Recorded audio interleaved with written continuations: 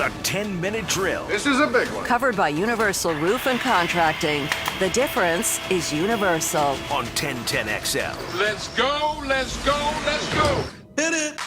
Let's hit it with sports concepts and rationalizations. And only in 2020 will I bring you this news as we get ready to start our 10-minute drill. And Beef, by the way, at the end of the drill, are we handing out a prize today? Absolutely, Dan. Okay. We're going to hook up one lucky Guggen with $20 in Moe's Bucks. They're celebrating the grand reopening of their Tinseltown location, and each winner this week going in the hat with a chance to get a twosome to play golf with us Monday, August 3rd at Queens Harbor for the Coastal Equipment Guggen Open. Week for Monday, the Guggen. Yanks Nationals opening day could get rained out. That's what they're saying. 90% chance. Good.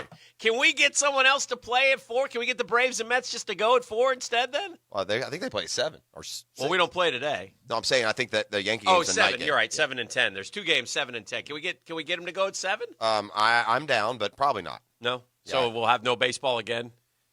Oof, 10 o'clock tonight. I won't be watching. What's 3 more hours? Then you got to wait till 10. Let me ask you. I don't want to wait till 10. Are you dying to watch Yankees Nats? Scherzer Cole, I'd enjoy that one. Yeah. I would, just because of the. Yeah. Have you seen the Max Scherzer lookalike guy? Yeah. Nats fan.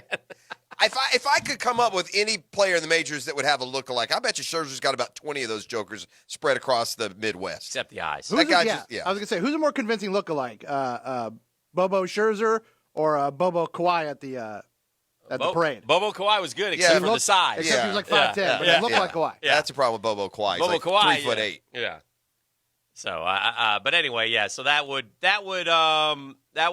be perfect, actually, if the Yankees and Nats were rained out at 7 o'clock tonight when we're getting ready to. But we could always flip over to some NBA preseason. Can't I wonder now. Again, it might be too much to ask. The MLB to think of every contingency. I mean, they've just been scrambling just to try to get it. But maybe in hindsight, opening the season in a dome, so your first game's going to be played. Yeah, maybe. There aren't many domes left, are there? No. Where? I forgot what I was going to ask. Anyway, so we'll see what happens. We'll see what happens. We'll do our baseball predictions in just a little while, and we'll lock those in for the 60-game run that we're about to go on. Clay County pushed back the start of fall sports. Duval County is going to follow suit today, so that start date of the 27th is going to be changed today with the superintendent's announcement, but which is nothing to be too shocked about. And to your point, regardless of when you're starting the season, teams are already working out. Players, you just kids can't. Are already. There's certain things like you can't. I mean, when they say push it back, I'm assuming that means pads and that such. And look, the whole state is in flux, and the FHSAA dropped the ball last week, and they were called out by their board members, and they don't know what the hell to do. They never have, though. I mean, they're terrible. We sat here and they're the worst people. Banged our head against the wall. They're I'll just tell you, I'll share these kind of stories with you. Tons of them. We send someone to go cover the softball state championships, but we're not, quote, credentialed. We didn't apply for credentials. I'm talking, again, not to belittle, I'm talking this is a positive. You see a television camera show up, and it's not some like dad. FCCJ. It's a television, a local television station with proper identification shows up, or volleyball, which was held here. And if you don't have the, quote, credential, you can't go in. They make it so ridiculously stupid to do that, where you're Their rulings have been terrible through the years. Yeah. They're terrible. Yeah. So anyway, Miami-Dade's top guys down there are thinking about saying, all right, the heck with y'all. We don't care. We're playing anyway? No, they're way behind. Oh. And so they wanted it to be equitable, and they know that they're not starting on time. Now, the hard part is the state is so massive that in some parts of the state, rural, no one has it. There's no concern. So we're ready to go, so let's play.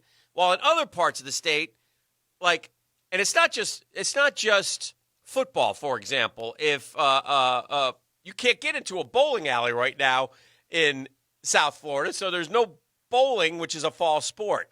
Golf courses, they say, don't really want the kids at their golf courses right now because they're trying to recoup money and they're trying to get their members out there playing, et cetera, et cetera. So, although shout out to Jack's Beach yesterday. The guys fit me and my son in for a little quick 9-hole walk while their Jaga was going on. So I appreciate that. Well, I thought you just meant you were playing the Jaga against your son. I didn't realize you literally were imposing on them. Yes.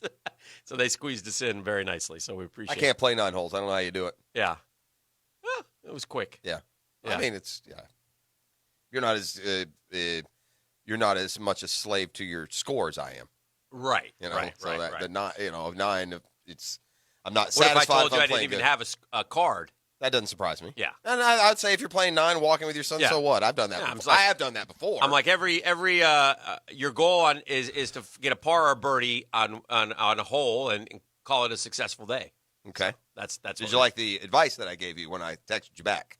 rip it, I told him hit it hard. hit it hard. Forget about hitting it. People say hit it straight. And the reason you hit it hard is because you know the harder you hit it, the further it goes. That's right. That's fact. That's science. It's excellent Yeah. advice. You're not shooting that down. But anyway, yeah. So there's a lot of moving parts. So this is a tough one for everyone, including the FHSAA. But Yeah. their history is one of Yeah, frustration. they're not capable of handling And somebody's this. got to kind of take the con and be the leader. And I'm not sure that's exactly what's going on. But they're going to try again today and meet. And I think ultimately they're going to push everything back. Which again, I understand. There's so many different sides to this argument. It's so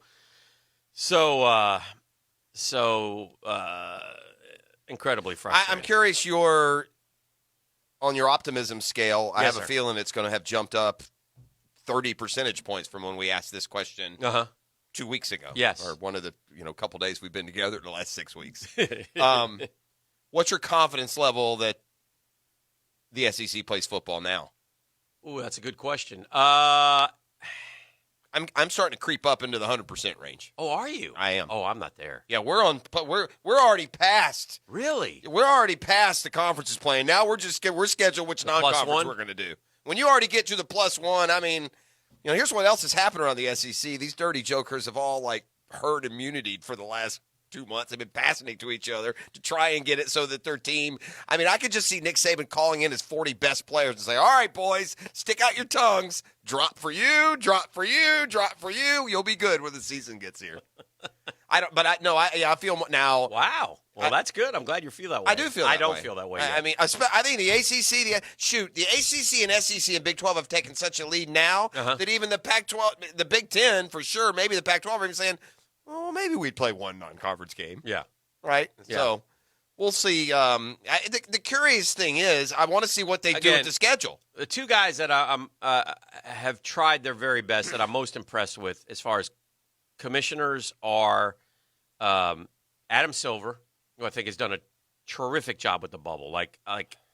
Kudos to that guy for all the planning and everything because it's working, right? There were no correct me if I'm wrong. No one has tested positive. 365 tests. There's a lot more people than that. But Yeah. the last round out of 360 so tests, there were no positives. And the NHL is kind of going through the same thing.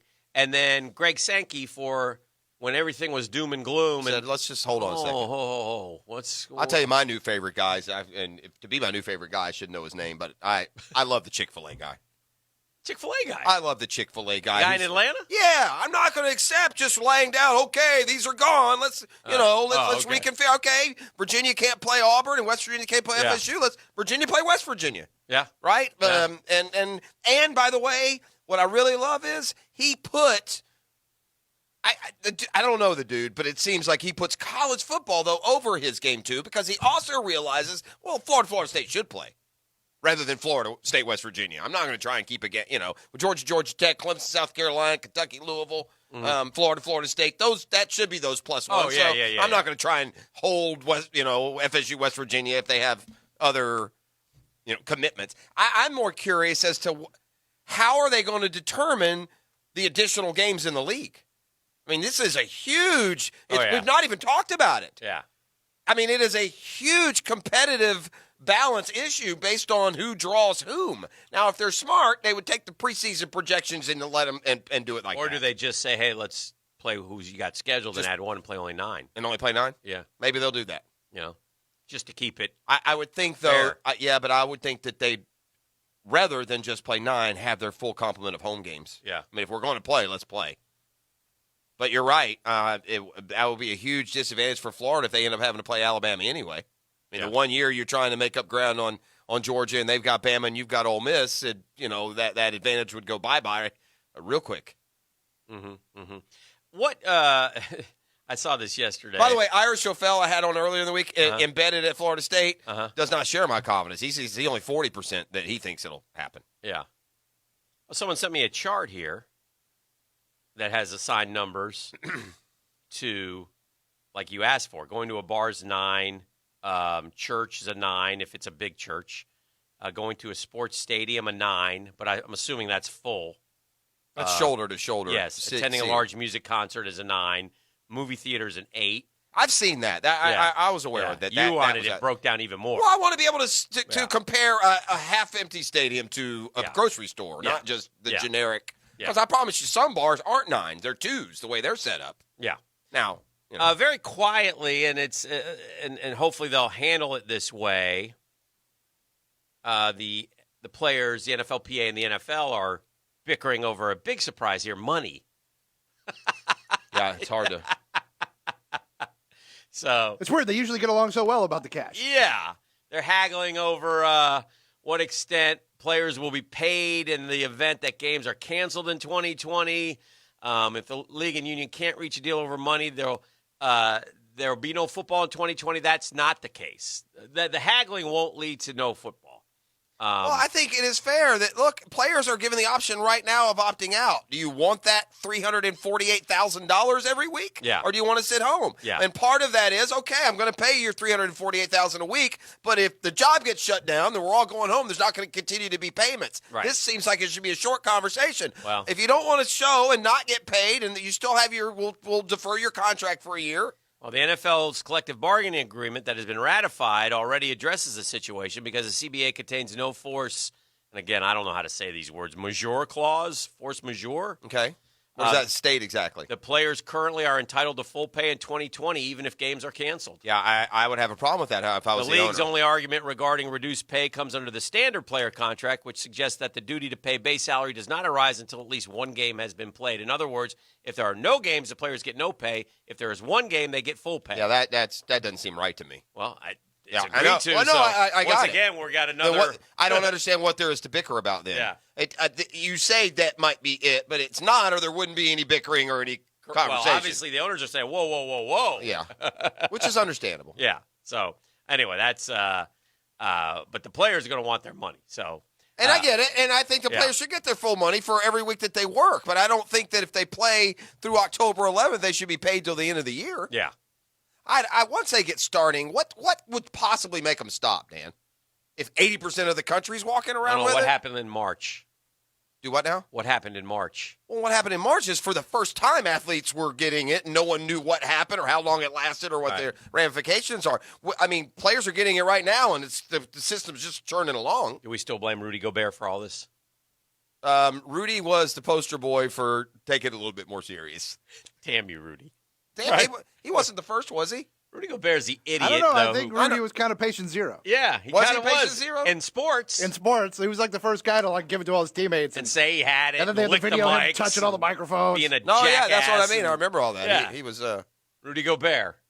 He apologized. Yeah, we, yeah. obviously we forgive him, and what happened happened. But yeah, Rudy Gobert was like the first guy. I didn't know he was patient zero. I mean, I remember him being one of the first in the.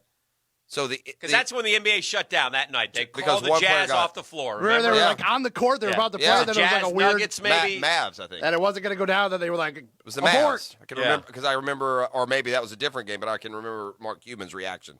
Yeah, I thought it was Like Jazz showing Nuggets, but I might be wrong. And then the next day, things started shutting down left and right. And then we had the college basketball tournaments. Say, well, wait a minute. Yeah. The FSU and Clemson were getting ready to play. The bands were going back and forth. It's They said, funny if you could have an alternate history. What if nothing had shut down and people had just gone through where we would be right now? I don't know. I mean, you're still. Yeah. The problem is you needed time to come to grips with what your safety standard should be. You can't do that on the fly. Right. Like, there's no way you go from there to, okay, everyone wear a mask, everyone stay 6 Right, feet apart, right. everyone, you couldn't do it that quickly. Well, I mean, let's be honest. The president is now saying wear a mask. He hasn't said Sure. he wouldn't wear a mask before. So these things have come along. Yeah. And look, hopefully, you start feeling a little bit better if the numbers can start coming back down in terms of who they get. But the good news is the mortality rate has stayed lower, and there's better ways to treat it, and there's better ways that they're It's not a handling it. deadly illness for a person of average health. And we didn't know Correct. that at first. Yeah. And especially and again, I've tried to differentiate. Some people will get so emotional about the entire topic, they don't hear the differentiation. Right. When I talk about what should be done and who should not be afraid, I am talking to the people that we cover, professional athletes. I have a hard time with a professional athlete being afraid of the coronavirus. It bothers me. Well, because they are not in a I susceptible. think a good point to take from that, though, is if professional athletes who are in fabulous health are afraid of the coronavirus, think about the poor regular sap who may not be in the greatest of health or just average health. Sure. I consider myself average health, though. And I